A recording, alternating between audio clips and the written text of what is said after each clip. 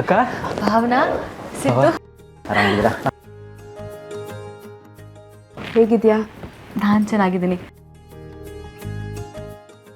ನಾನು ನಿಮ್ಮ ಬಗ್ಗೆನೇ ಯೋಚನೆ ಮಾಡ್ತಾ ಇದ್ದೆ. ನೀವು ಯಾರಿಗೂ ಉಪ್ಪಿನಕಾಯಿ ಡೆಲಿವರಿ ಕೊಟ್ಟವ್ರಿಗೆ ತೊಂದರೆ ಆಗಿದೆಯಂತೆ. ಇದೆಲ್ಲ ಕೇಳಿ ಭಯ ಆಯಿತು ಗೊತ್ತಾ. ಅವ್ರು ಬೇರೆ ಜಗಳ ಆಡೋಕ್ಕೆ ಮನೆ ಹತ್ರನೇ ಬಂದಿದ್ರಂತೆ. ಏನಿದೆಲ್ಲ? ಸಿಂಚನಾ, ಯಾರೋ ಸಿದ್ದು ಅವ್ರ ಹೆಸರನ್ನ ಬೇಕು ಅಂತ ಹಾಳು ಮಾಡೋಕ್ಕೆ ಹೀಗೆಲ್ಲ ಮಾಡಿದ್ದಾರೆ ಅನಿಸ್ತಿದೆ. ನೋಡು, ನಾವು ಬೆಳೆಯೋದು ಅವ್ರಿಗಿಷ್ಟ ಆಗಿಲ್ಲ ಅನಿಸುತ್ತೆ, ಅದಕ್ಕೆ ಹೀಗೆ ಮಾಡಿರಬಹುದು ಅಷ್ಟೇ. ನೀನು ಇದ್ರ ಬಗ್ಗೆ ಯೋಚನೆ ಮಾಡಬೇಡ. ಹೌದಕ್ಕ, ಯಾರೋ ನಾನು ಡೆಲಿವರಿ ಕೊಟ್ಟರು ಅಂಗಡಿಗೆ ಹೋಗಿ ಕೆಮಿಕಲ್ ಮಿಕ್ಸ್ ಮಾಡಿರೋ ಉಪ್ಪಿನಕಾಯಿನ ಕೊಟ್ಟಿದ್ದಾರೆ.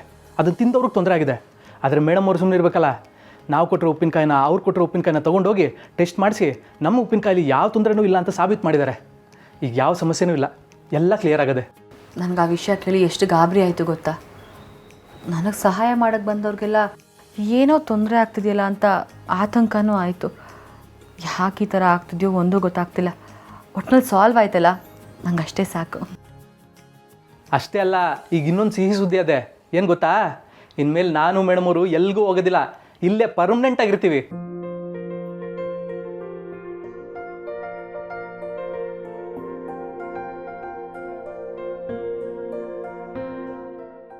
ಯಾಕೆ ನಾವಿಲ್ಲೇ ಇರ್ತೀವಿ ಅಂತ ಹೇಳಿದ ತಕ್ಷಣ ನೀನೇನು ಮಾತಾಡಲೇ ಇಲ್ಲ.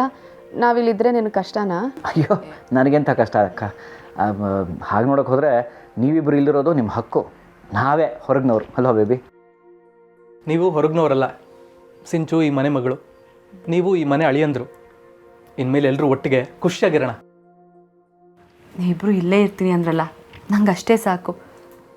ಮನೆ ತುಂಬ ಜನ ಇದ್ದರು, ನನ್ನವರು ಅಂತ ಯಾರೂ ಇರಲಿಲ್ಲ. ಆದರೆ ನನಗೋಸ್ಕರ ಈಗ ನೀವಿಬ್ಬರು ಬಂದ್ರಲ್ಲ, ನಂಗೆ ತುಂಬ ಖುಷಿ ಆಗ್ತಿದೆ. ನಾವು ಮಾತ್ರ ಅಲ್ಲ ಸಿಂಚನಾ, ಇನ್ನು ಮುಂದೆ ಹರಿನೂ ಈ ಮನೆಯಲ್ಲೇ ಇರ್ತಾನೆ ನಿನ್ನ ಜೊತೆ. ಹರಿ, ಇನ್ನು ಮುಂದೆ ಸಿಂಚನನ್ನು ಖುಷಿಯಾಗಿ ನೋಡ್ಕೊಳ್ಳೋ ಜವಾಬ್ದಾರಿ ನಿಂದು. ಅವಳನ್ನ ನಾನಲ್ದಿರ ಇನ್ನು ಯಾರಕ್ಕ ನೋಡ್ಕೋಬೇಕು? ಚೆನ್ನಾಗಿ ನೋಡ್ಕೋತೀನಿ. ಹರಿ, ಬರೀ ಬಾಯಿ ಮಾತಲ್ಲಿ ಹೇಳಿದ್ರೆ ಸಾಲದು.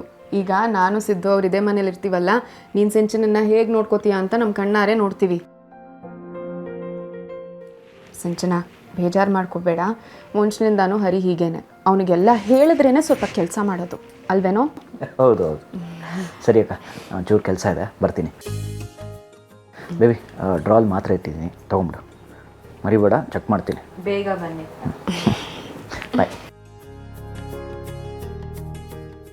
ಅಕ್ಕ, ಇನ್ನು ಮುಂದೆ ನಿನಗೇನೇ ಸಮಸ್ಯೆ ಇದ್ದರೂ ನಮ್ಮ ಹತ್ರ ಹೇಳ್ಕೊ, ನಾವು ನೋಡ್ಕೋತೀವಿ. ಥ್ಯಾಂಕ್ ಯು ಕಣೋ. ನೀವಿಬ್ಬರು ವಾಪಸ್ ಬಂದ್ರಲ್ಲ, ನನಗಷ್ಟೇ ಸಾಕು. ನಿಜ ಹೇಳಿ, ನೀವು ನನಗೋಸ್ಕರನೇ ಅಲ್ವಾ ಇಲ್ಲಿಗೆ ಬಂದಿರೋದು? ಹೌದಕ್ಕ, ಯಾಕಂತ ಕೇಳ್ತಿದ್ಯಾ? ಅಲ್ಲ ಸಿದ್ದು, ಅಪ್ಪನ ಎದುರು ಹಾಕ್ಕೊಂಡು ಮನೆಯಿಂದ ಹೋದೆ. ಈಗ ವಾಪಸ್ ಬಂದಾಗ ಅಪ್ಪ ಏನೂ ಅನ್ನಲಿಲ್ವಾ? ಅವ್ರು ಅಂದೇ ಇರ್ತಾರಾ? ಆದರೆ ಸಿದ್ದು ಅವರು ಅವ್ರ ಮಾತನ್ನು ತಲೆಗೆ ಹಾಕೋತಾ ಇಲ್ಲ.